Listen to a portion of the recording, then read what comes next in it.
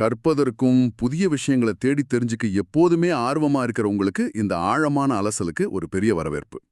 இன்னைக்கு நாம பேச போற விஷயம் ஒருவேளை நீங்க ட்ரேடிங் பண்றவரா இருந்தாலும் சரி, இல்ல மனித மனதோட விசித்திரங்களை ரசிக்கிறவரா இருந்தாலும் சரி, உங்களை கண்டிப்பா ஆச்சரியப்பட வைக்கும். ஆமா, இன்னைக்கு நாம பார்க்க போற கான்செப்ட் அப்படிப்பட்டது. கரெக்ட். இப்ப கொஞ்சம் கற்பனை பண்ணி பாருங்க. உங்களுடைய மொத்த சேமிப்பு, அதாவது சுமார் $2.3 மில்லியன் ஒரு சில நாட்கள்லயோ இல்ல மாதங்கள்லயோ மார்க்கெட்ல இழக்கிறீங்க. அதுவும் ஏதோ மார்க்கெட் பத்தி ஒண்ணுமே தெரியாத ஒருத்தருக்கு நடந்த விபத்து கிடையாது இது. இது பல வருஷம் அனுபவம் இருக்கிற ஒருத்தருக்கு நடந்தது. ஆமா, சந்தையோட நாடி துடிப்பா நல்லா தெரிஞ்சு வச்சிருந்தா ஒரு முன்னணி மேலாளருக்கு நடந்த நிஜ கதை.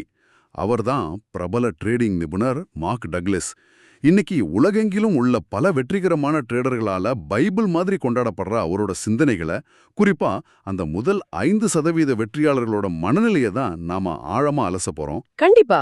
ஆனா மார்க் டக்லஸ் மாதிரி ஒரு ஜாம்பவான் அவ்வளோ பெரிய தொகையை எப்படி இழந்தார் அப்படிங்கிறது தான் எனக்கு இன்னும் புரியாத புதிரா இருக்கு. அந்த $2.3 மில்லியன் இழப்பு அப்படிங்கிறது வெறும் ஒரு நிதி சார்ந்த வீழ்ச்சி மட்டும் கிடையாது. அது ஒரு மிகப்பெரிய உளவியல் வீழ்ச்சின்னு தான் சொல்லணும். அவருக்கு மார்க்கெட் எப்படி இயங்குதுங்கிற அத்தனை விதிகளும் அத்துப்படி. ஆமா, அவருக்கு தெரியாத விஷயமே இல்லையே. கரெக்ட். ஆனா அவரோட அந்த மாபெரும் சறுக்களுக்கு காரணம் சந்தையோட எதிர்பாராத நகர்வுகள் கிடையாது. தான் கத்துக்கிட்ட அறிவை வச்சு இந்த மார்க்கெட்டை தன் கட்டுப்பாட்டுக்குள்ள வளைச்சிட முடியும்னு அவர் நம்பின அந்த அதீத ஈகோ தான் முக்கிய காரணம். சந்தைய நாம முழுமையா கட்டுப்படுத்துறோம் அப்படிங்கிற அந்த மாயை உடையும் போது அது ஏற்படுத்துற பாதிப்பு ரொம்ப பயங்கரமா இருக்கும். ஓஹோ, அதுதான் மார்க் டக்லஸோட பயணத்துல ஒரு மிகப்பெரிய திருப்புமுனையா அணைஞ்சதுன்னு நினைக்கிறேன். தான் ஈகோ சுக்குநூறா உடைஞ்ச பிறகுதான் ட்ரேடிங் அப்படிங்கிறது வெறும் கம்ப்யூட்டர் ஸ்கிரீன்ல மேலையும் கீழையும் போற அந்த கேண்டில் ஸ்டிக் சார்ட்டுகளை அனலைஸ் பண்றது மட்டும் இல்லைன்னு அவர் உணர்ந்திருக்கார். ஆமா, எக்ஸாக்ட்லி. அது ஒவ்வொரு நாளும் கண்ணாடியில தான் சொந்த மனசையும் ஆழமான உணர்ச்சிகளையும் பகுப்பாய்வு செய்யற ஒரு போர்.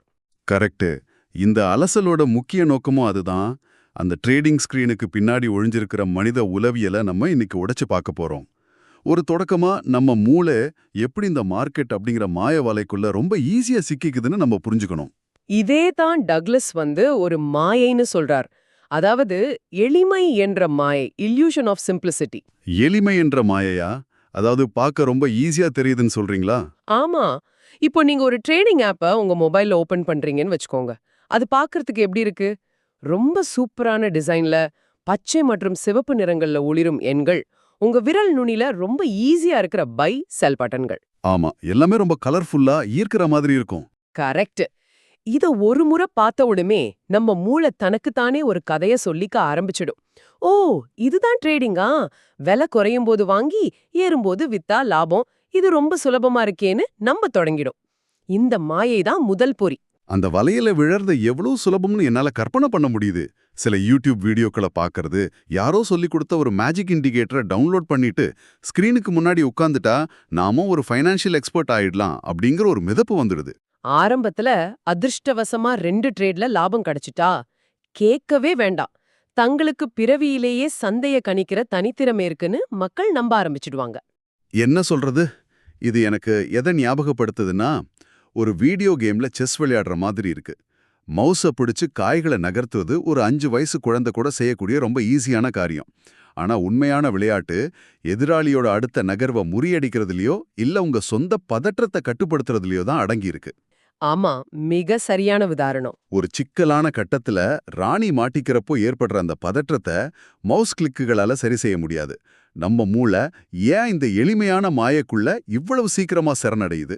இங்கதான் பரிணாம வளர்ச்சியோட அடிப்படையில அமைஞ்ச மனித மூளையோட வயரிங் நமக்கு எதிரா வேலை செய்யுது.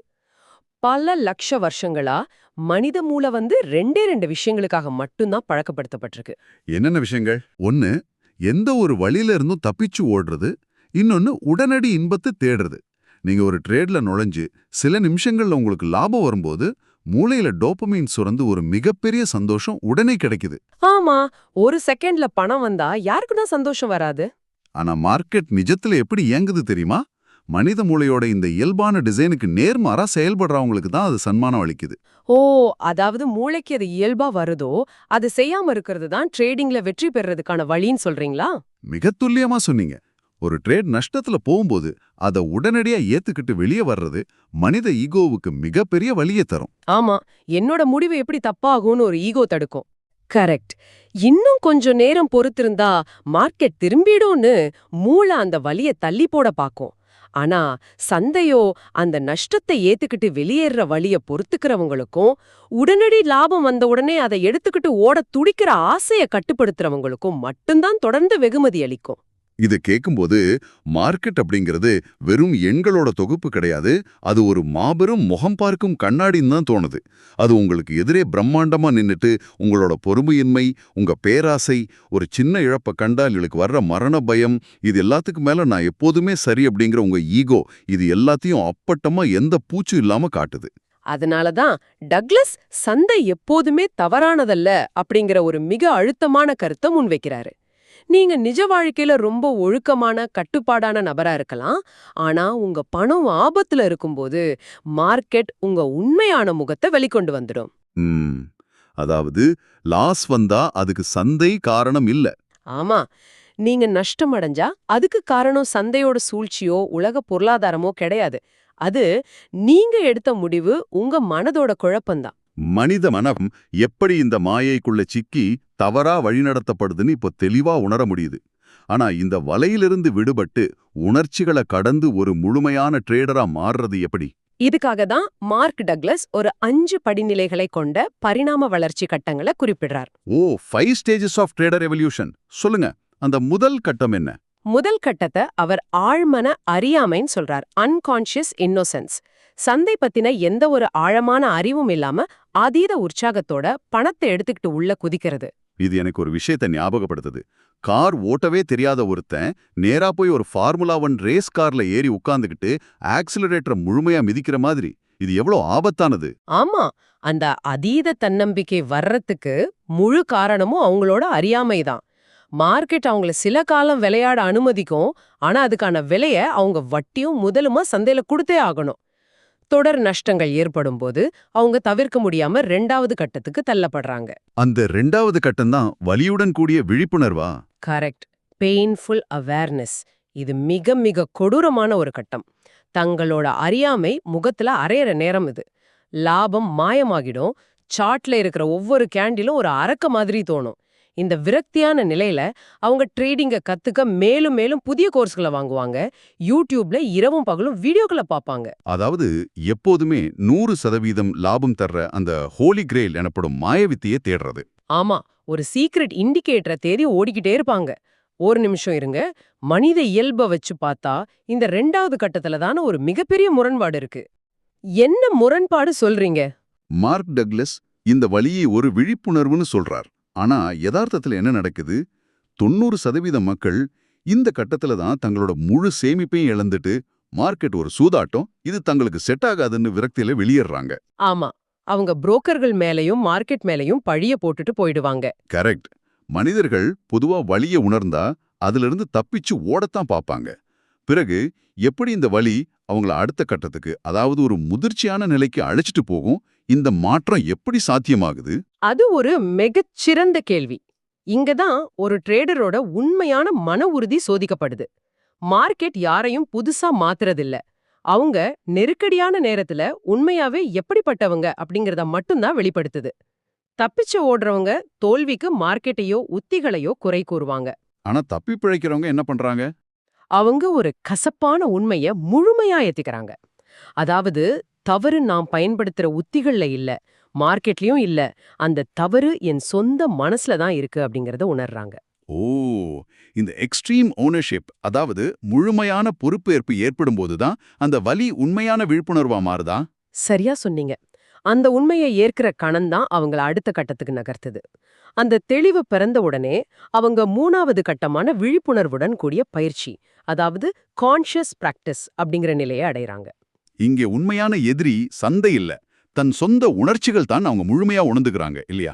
ஆமா, தனக்கான ட்ரேடிங் விதிகளை உருவாக்கி ஒவ்வொரு நகர்வையும் மிகுந்த விழிப்புணர்வோட ஒரு ரோபோட் மாதிரி கடைபிடிக்க தொடங்குவாங்க. இது கடினமான கட்டம். ஒவ்வொரு முறையும் விதியை மீற தோணும், ஆனா அவங்க தங்களை கட்டுப்படுத்திக்குவாங்க. அந்த தொடர்ச்சியான பயிற்சி தான் அவங்கள 4வது கட்டமான ஆழ்மன திறன், அதாவது அன்கான்ஷியஸ் காம்பிட்டன்ஸ் அப்படிங்கிற நிலைக்கு கொண்டு போகுது. கரெக்ட். அதாவது நாம பல வருஷமா கார் ஓட்டும்போது எந்த கியர்ல வண்டி போகுது, எப்போ பிரேக் அடிக்கிறோன்னு மூளை யோசிக்கிறதே இல்ல, எல்லாமே தன்னிச்சையா நடக்கும். அதுபோல ட்ரேடிங் விதிகள் அவங்களோட ரத்தத்துல ஊறிடுது. லாபமோ நஷ்டமோ எந்தவித பதற்றமோ இல்லாம அமைதியா செயல்பட தொடங்கிடுறாங்க. அந்த அமைதியோட உச்சகட்டம் தான் 5வது கட்டமான உணர்ச்சி மாஸ்டரி, இமோஷனல் மாஸ்டரி அல்லது தி ஜோன். ஒரு டாப் 5% ட்ரேடர் இந்த நிலையில தான் இருப்பார். அதாவது மார்க்கெட் மேல போகுமா கீழே போகுமான்னு அவர் எதையும் முன்கூட்டியே எதிர்பார்க்கறதில்ல. எக்ஸாக்ட்லி. சந்தை எந்த திசையில நகர்ந்தாலும் அதை எதிர்கொள்ள அவர் மனதளவுல தயாரா இருப்பார். அவருக்கு மார்க்கெட் மேல எந்த கோபமும் இருக்காது, எந்த ஆசையும் இருக்காது. கேட்கறதுக்கு இது ஒரு ஜென் துறவியோட மனநிலை மாதிரி இருக்கு. ஆனா நிஜத்துல அந்த 3வது கட்டமான விழிப்புணர்வுடன் கூடிய பயிற்சி நிலைக்கு போறது அவ்வளோ ஈஸியான விஷயம் இல்ல. டக்ளஸ் சொல்ற ஒரு விஷயம் எனக்கு ரொம்ப சிந்திக்க வச்சது. என்ன விஷயம் அது? நீங்க சந்தையை உள்ளபடி பார்க்கறதில்ல, நீங்க எப்படி இருக்கீங்களோ அப்படி சந்தையை பார்க்கறீங்க அப்படின்னு சொல்றார். அதாவது you don't see the market as it is, you see the market as you are. ஆமா, ரொம்ப ஆழமான ஒரு வரி இது. மார்க்கெட்ல ஒரு சிவப்பு நிற கேண்டில் கீழே இறங்குதுன்னா அது எல்லாருக்கும் சிவப்பு நிற கேண்டில் தானே. அதுல நான் எப்படி இருக்கேனோ அப்படி பார்க்கறேன்னு சொல்றதோட அர்த்தம் என்ன? எனக்கு சரியா புரியலையே. இத புரிஞ்சுக்க நம்ம மனிதர்களோட ஆழ் மனசுக்குள்ள போகணும். அந்த சிவப்பு நிற கேண்டில் ஒண்ணுதான். ஆனா அத பாக்குற ஒவ்வொருத்தரோட மூளையும் அத ஒவ்வொரு விதமா மொழிபெயர்க்குது. உங்க குழந்தை பருவ அதிர்ச்சிகளை கொஞ்சம் நினைச்சு பாருங்க. ஓ, சைல்ட்ஹுட் டிராமாவா? ஆமா. ஒருவேளை நீங்க சின்ன வயசுல தப்பு செஞ்சா ரொம்ப கடுமையா தண்டிக்கப்படுற ஒரு சூழல்ல வளர்ந்திருக்கலாம். அப்படி வளர்ந்த உங்களுக்கு ட்ரேடிங்ல ஏற்படுற ஒரு சின்ன நஷ்டம் கூட வெறும் பண இழப்பா தெரியாது. அது உங்க ஆழ் மனசுல பதிஞ்சிருக்கிற அந்த பழைய தண்டனை அப்படிங்கிற வலியை தூண்டிவிடும். அடக்கடவுளே, அதனாலதான் நஷ்டத்தை ஏற்க மறுத்து அந்த ட்ரேட்லயே மக்கள் சிக்கிக்கிறாங்களா? கண்டிப்பா.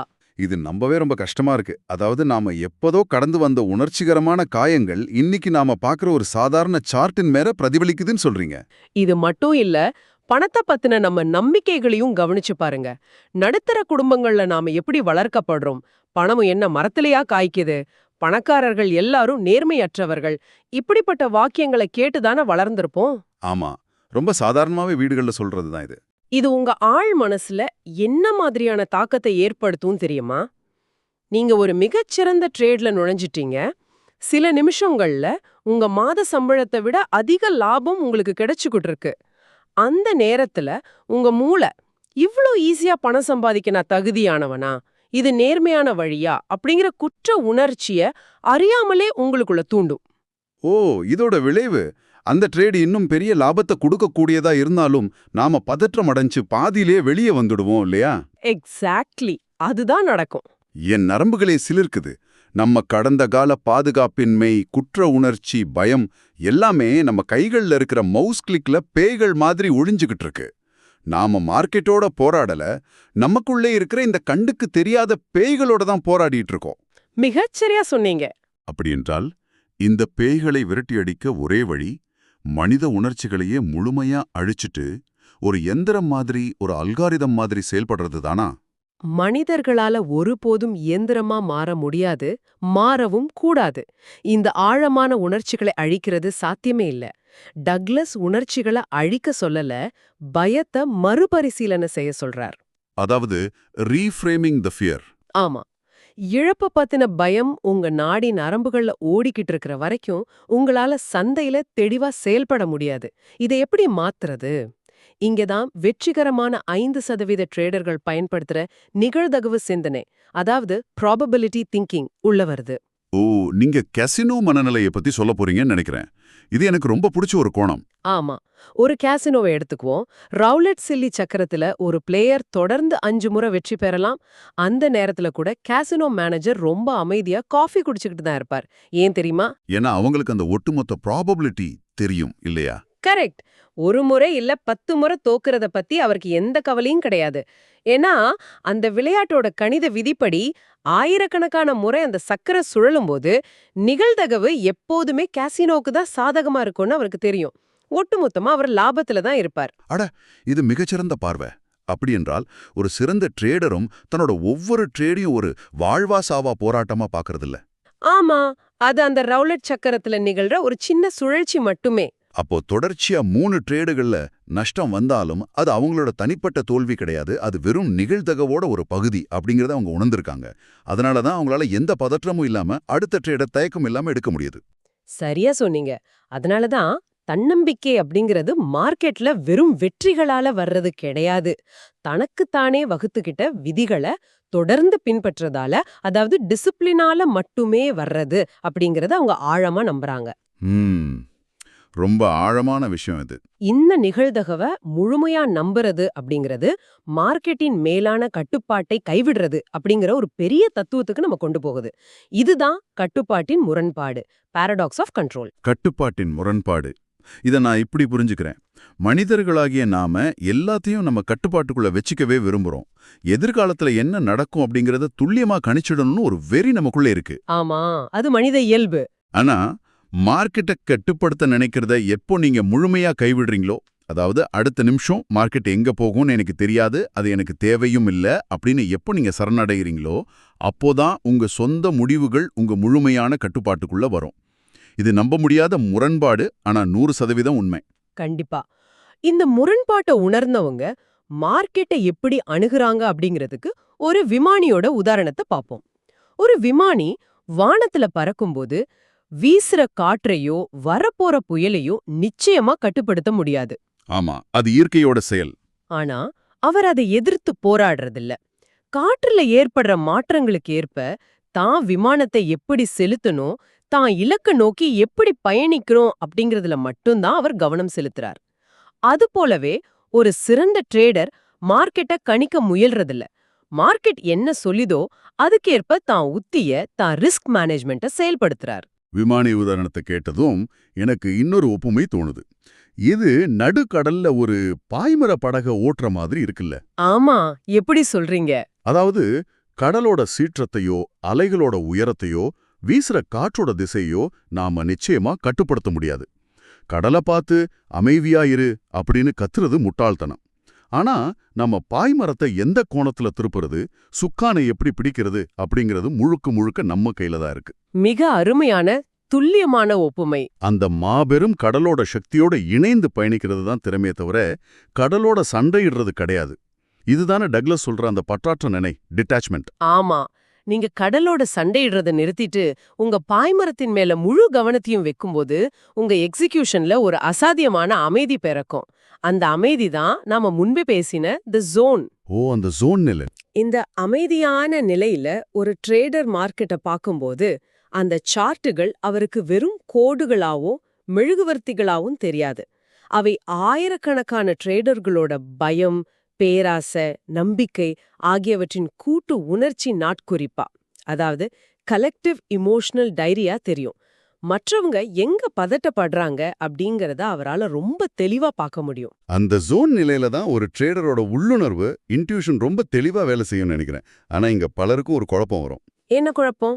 உள்ளுணர்வுக்கும் அவசரமா செயல்பட தூண்டுற உணர்ச்சி வேகத்துக்கும், அதாவது இம்பல்ஸுக்கும் என்ன வித்தியாசம்? ரெண்டும் பார்க்க ஒண்ணு போலவே தோணலாமே. இது ஒரு முக்கியமான வேறுபாடு. உண்மையான உள்ளுணர்வு எப்போதுமே ரொம்ப அமைதியானதா, லேசானதா இருக்கும். அது ஒரு தெளிவான குரல். ஆனா உணர்ச்சி வேகம் அப்படிங்கிறது ரொம்ப கனமானது, உங்க இதய துடிப்பை அதிகரிக்க செய்யறது. அதாவது உடனே வாங்கு, இல்லைனா இந்த வாய்ப்பு கை நழுவி போயிடும் அப்படின்னு ஒரு பதற்றத்தை கொடுக்குமே, அதுவா? கரெக்ட். உங்களை ஒருவித பதற்றத்தோட வற்புறுத்துறது உணர்ச்சி வேகம். அந்த பதற்றத்துல எடுக்கப்படுற எந்த முடிவும் ட்ரேடிங்ல தோல்வியை தான் தழுவும். இந்த மொத்த உரையாடலையும் தொகுத்து பார்க்கும்போது உண்மையான ட்ரேடிங் அப்படிங்கிறது சந்தையை வெல்வதோ புதிய இண்டிகேட்டர்களை கண்டுபிடிக்கிறதோ கிடையாது. அது உங்களை நீங்களே வெல்வது அப்படிங்கிறது ரொம்ப தெளிவா புரியுது. ஆமா, எந்த சந்தேகமும் இல்ல. ஒழுக்கம், அதாவது டிசிப்ளின் அப்படிங்கிறது வெறும் ஒரு உத்தி கிடையாது. நீங்க மனப்பாடம் செய்யற ஒரு ஃபார்முலா இல்ல, அது ஒரு அடையாளம். நீங்க யார் அப்படிங்கறத வரையறுக்கிற உங்களோட அடிப்படை குணம். மார்க் டக்ளஸ் நமக்கு சொல்லிக் கொடுத்திருக்கிறது ட்ரேடிங் பாடங்களை விட நாம சுய பரிசோதனை செஞ்சுக்கிற ஒரு ஆழமான வாழ்வியல் பயணம் தான். நீங்க சொல்றது முற்றிலும் உண்மை. ஆனா பாருங்க, இந்த ஆழமான புரிதல வெறும் தத்துவார்த்தமான அறிவா மட்டும் மூளைக்குள்ள வச்சுக்கிறதுல எந்த பயனும் இல்ல. மார்க்கெட்டோட சூழ்ச்சிகளுக்கு மத்தியில இத செயலா மாத்தும் போதுதான் ஒருவரோட உண்மையான மாற்றம் நிகழும். அதற்காகவே இந்த அலசலை கேட்டுக்கிட்டு இருக்கிற உங்களுக்கு நாங்க ஒரு சின்ன சவாலை முன்வைக்கிறோம். இன்னைக்கு இரவு நீங்க தூங்குறதுக்கு முன்னாடி ஒரு பேப்பர் எடுங்க. நீங்க எப்படிப்பட்ட ட்ரேடரா மாற விரும்புறீங்க அப்படிங்கறத அதுல மிக நேர்மையா எழுதுங்க. ஆமா, நான் ஒரு கட்டுப்பாடான ட்ரேடர். என் லாப நஷ்டங்களை விட என் விதிகளுக்கு மட்டுமே நான் முழுமையா செவிசாய்ப்பேன்னு ஆழமா பதிவு செய்யுங்க. கண்டிப்பா. நாளைக்கு நீங்க மார்க்கெட்டுக்கு போகும்போது ஒரு ட்ரேடிங்க லாபத்துக்காக செய்யாதீங்க. உங்கள் ஒழுக்கத்தை, உங்க மனநிலையை சோதிக்கிறதுக்காக மட்டுமே செஞ்சு பாருங்க. உங்க வகுத்த ஸ்டாப் லாஸ் வரும்போது எந்தவித சலனமும் இல்லாம உங்களால வெளியேற முடியுதான்னு சோதிச்சு பாருங்க. உங்களால அந்த விதிகளுக்கு உண்மையா இருக்க முடிஞ்சா, அது உங்க ட்ரேடிங் பயணத்துல மட்டும் இல்ல, உங்க ஒட்டுமொத்த பார்வையிலையுமே ஒரு மிகப்பெரிய மாற்றத்தை ஏற்படுத்தும். இறுதியா உங்ககிட்ட ஒரு கேள்வியை விட்டு செல்ல விரும்புறோம். மார்க்கெட் அப்படிங்கிறது நம்ம பாதுகாப்பின்மையையும் ஈகோவையும் குறைகளையும் அப்பட்டமா காட்டுற ஒரு கண்ணாடின்னு இன்னைக்கு நாம பார்த்தோம் இல்லையா? ஆமா. ட்ரேடிங்ல வெற்றியை தர்ற இந்த நிகழ்தகவு சிந்தனையையும் உணர்ச்சிகளை ஒதுக்கி வச்சுட்டு ஒரு விஷயத்தை அணுகிற இந்த மனப்பக்குவத்தையும் நம்ம அன்றாட வாழ்க்கையோட முடிவுகள்லையும் சிக்கலான மனித உறவுகள்லையும் பயன்படுத்தினா என்ன நடக்கும்? ரொம்ப ஆழமான கேள்வி இது. நாம கட்டுப்பாடில்லாத விஷயங்களையும் மற்ற மனிதர்களையும் கட்டுப்படுத்த முற்பட்டு வீணா யதார்த்தத்தோட போராடுறதை நிறுத்திட்டு நம்ம எதிர்வினைகளை மட்டும் நம்ம கட்டுப்பாட்டுக்குள்ள கொண்டு வந்தா நாமும் அதிக அமைதியையும் வெற்றியையும் கண்டடைய முடியுமோ? சிந்திச்சு பாருங்க. மீண்டும் ஒரு ஆழமான அலசல்ல சந்திப்போம்.